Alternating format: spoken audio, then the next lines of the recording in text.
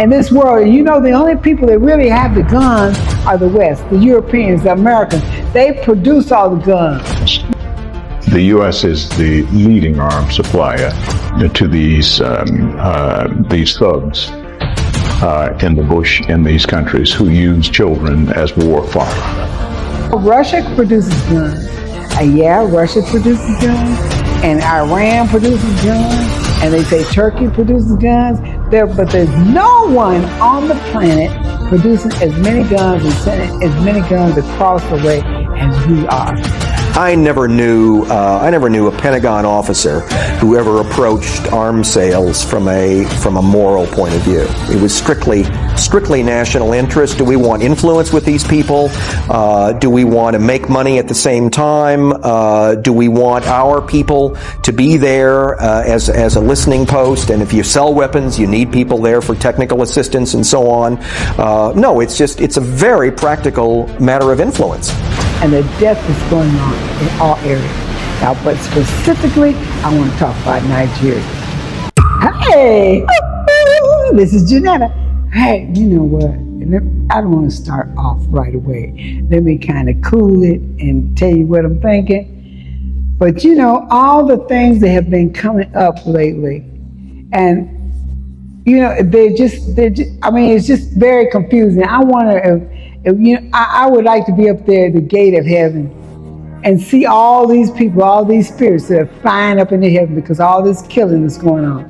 And I mean, all the killing is going on. It seems like people like you and me are just sitting back and looking at the news and counting the bodies or something. I don't know what we're doing. Whether it's in Palestine, whether it's in DRC, whether it's in Sudan, it doesn't make any difference. Shooting and killing is going on in this world. You know, the only people that really have the guns are the West, the Europeans, the Americans. They produce all the guns. Now, Russia produces guns. Russia produces guns, and Iran produces guns, and they say Turkey produces guns. But there's no one on the planet producing as many guns and sending as many guns across the way as we are. And the death is going on in all areas.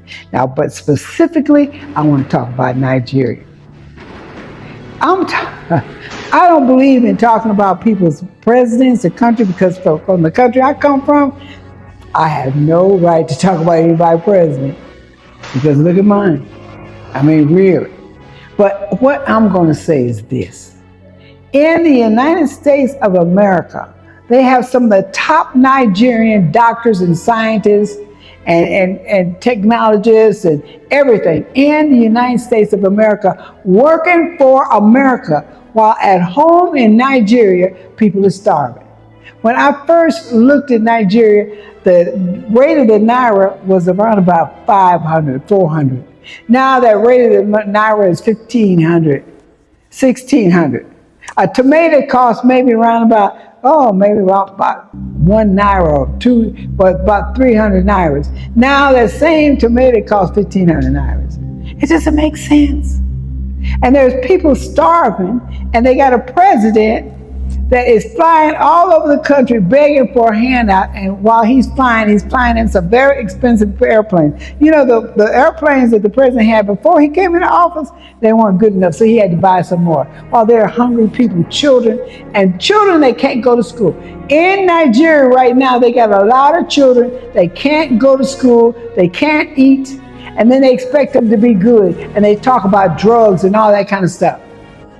That is a playground for destruction. It is a playground for corruption. And how do they? In Nigeria, they got more churches in Nigeria, hallelujah, Jesus coming. But the people are starving. Where are the preachers in the street to say, let my people go, feed my people, do something, government? No, because some of them are involved in too. They're part of the elite. They don't care. They're riding in their fancy cars and they're passing them all up and say, they don't go to my church. If they come to my church, then the reason why they're not doing better because they didn't believe and receive. Nigeria right now, and I'm hollering about Nigeria. It's going on all over Africa, but right now in Nigeria, more so than any place else. Nigeria is that close to Nigeria. And that close to Mali, and that close to Burkina Faso. Now, if those three countries can get it right, what makes you think Nigeria can't get it right? There's no genius that I have on record that I've seen that came out of Burkina Faso. There's no genius that I've seen on record with notoriety that came out of Mali. There's no genius I've seen that come out of Nigeria. But out of Nigeria, geniuses, doctors, lawyers, and people of renown from generation to generation have been flowing outside of Nigeria. That's the problem. They've been running away and they let somebody else have it. You let somebody else have your country. You let somebody else be entitled to you. And then you're going over there working for them at what they want to do with you. If they want to put you on a plane and make you come back to Nigeria to your nothing that you left here or left there, that's what they will do. When are we as a people going to wake up and smell the coffee? When are we going to say it is enough and we're not taking no more? We're fed up with it. Cannot be enjoying on our behalf. They are buying private jets and people are staying under the bridge. If the vice president says that those protesting for their rights, for their life, for their survival are idiots, then the vice president is an idiot. We're fed up. Nigeria right now got people that are starving and hungry. And Nigeria is a rich country. It has land that's fertile. It has people that are intelligent. It has oil. It has other kinds of sources of materials and minerals and things that they're selling and giving away.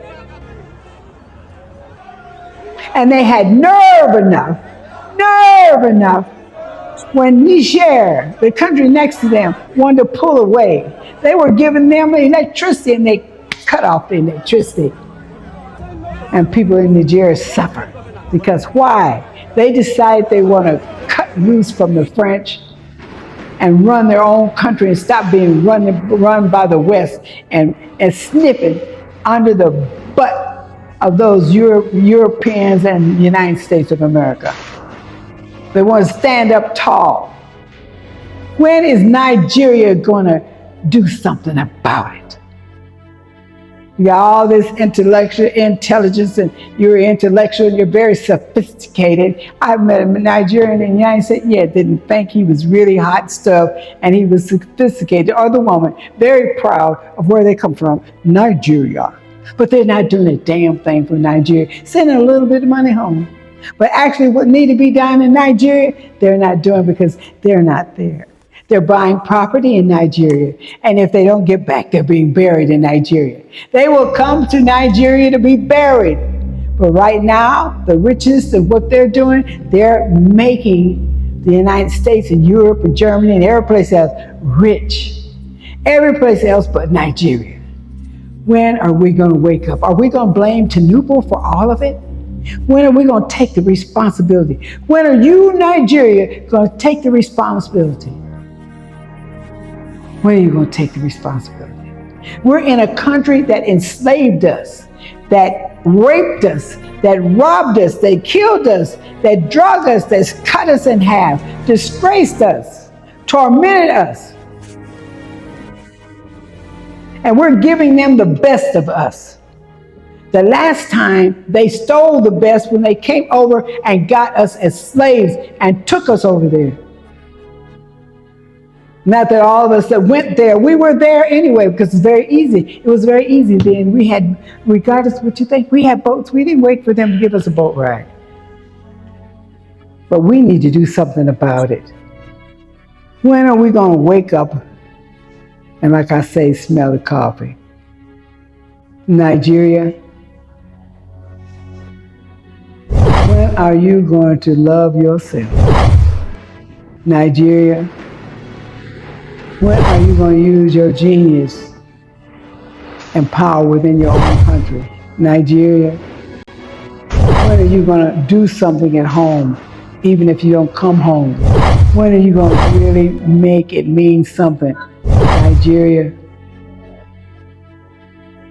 I don't care how long you live in the United States, You are a Nigerian. Makes no difference if you got a U.S. passport. You are a Nigerian. And most of you, when you die, you want to come back and be buried in your homeland. That's what you give your homeland, a dead body, a corpse. Those in the diaspora. And those within Nigeria, you have to do something. Just because you have a good job and a good position and you riding in a good car, but you passing the people that are starving, unhappy, then you have nerve enough to talk about how they rob and what they do. And they're trying to survive. If you had a loaf of bread and you were eating, and I didn't have a loaf of bread, and you stand up there grinning at me with that loaf of bread, do you think I'm not going to hit you in the head or something to get some of that loaf of bread? Oh, your imagination is crazy. I'm not going to starve while I'm looking at you live high on a hog. If they don't do something in Nigeria pretty soon, y'all going to have some trouble. The people are getting hungry. They're out of school. These young people out of school. What are they doing with their mind? How are they occupying their mind? What are they doing? We're losing minds in Nigeria. We had some of the best minds in the world in Nigeria. But now our children are not being educated like they should be. Do you know how powerful Nigeria would be? That's all I'm going to say. So I'm telling you, if you don't believe what I'm saying, if you don't understand what I'm saying, hey, what you do, make a comment on this video. I want you to comment. I want you to subscribe. And I definitely want you to share it.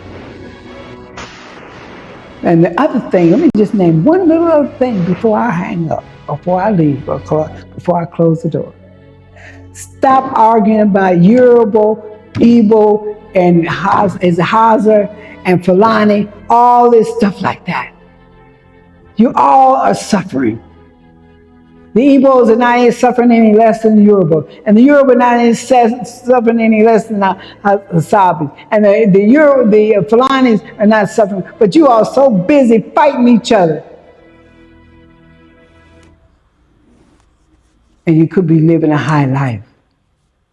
Nigeria could be one of the most fantastic cities or countries in the world because of what it has. But you're giving it away. You made Europe look good. You made the United States look good. You're making other countries look good. And Lagos, Nigeria looks like a raggedy house with a lot of people who are poor, impoverished, and unhappy, and really, as time is going on, and uneducated.